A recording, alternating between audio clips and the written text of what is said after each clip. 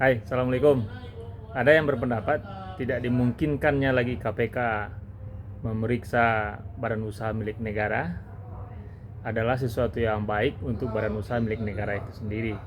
Alasannya adalah selama ini badan usaha milik negara itu menjadi objek obok-obokan dari aparatur penegak hukum kita, baik itu KPK, jaksa, polisi, dan lembaga-lembaga lainnya. Nah, sebetulnya pendapat itu tidak lagi menjadi relevan dengan lahirnya Undang-Undang Badan Usaha Milik Negara yang baru itu, di mana secara tegas Undang-Undang Badan Usaha Milik Negara yang baru itu mengadopsi prinsip Business Judgment Rule atau BJR.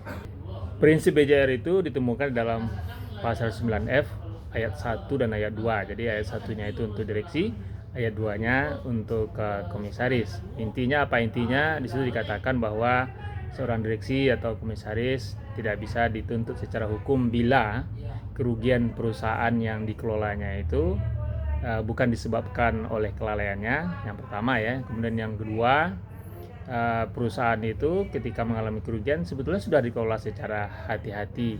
Kemudian yang ketiga juga tidak ada konflik kepentingan dalam mengelola perusahaan itu. Nah, kemudian yang keempat, yang paling terakhir nih, bahwa sudah ada upaya-upaya yang dilakukan oleh direksi maupun komisaris agar perusahaan tidak merugi. Nah, kalau begitu betul-betul tidak relevan lagi ada pernyataan bahwa siapa para direksi dan komisaris takut diperiksa oleh aparat penegak hukum seperti KPK.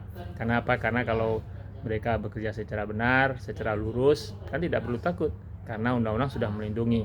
Nah, jika seandainya terjadi juga hal yang begitu, maka sebetulnya persoalannya itu ada di persoalan aparatur penegak hukumnya. Oleh karena itu, sekarang presiden itu Prabowo mesti konsentrasi di situ bahwa aparat penegak hukum itu hadir untuk memberikan perlindungan kepada rakyat Indonesia semuanya, siapa saja, apakah rakyat Indonesia sebagai pemegang saham badan usaha milik negara atau direksi dan komisaris badan usaha milik negara itu. Oleh karena itu, presiden harus berani memberikan tindakan tegas kepada aparat penegak hukum yang nakal-nakal, yang tidak bekerja secara profesional.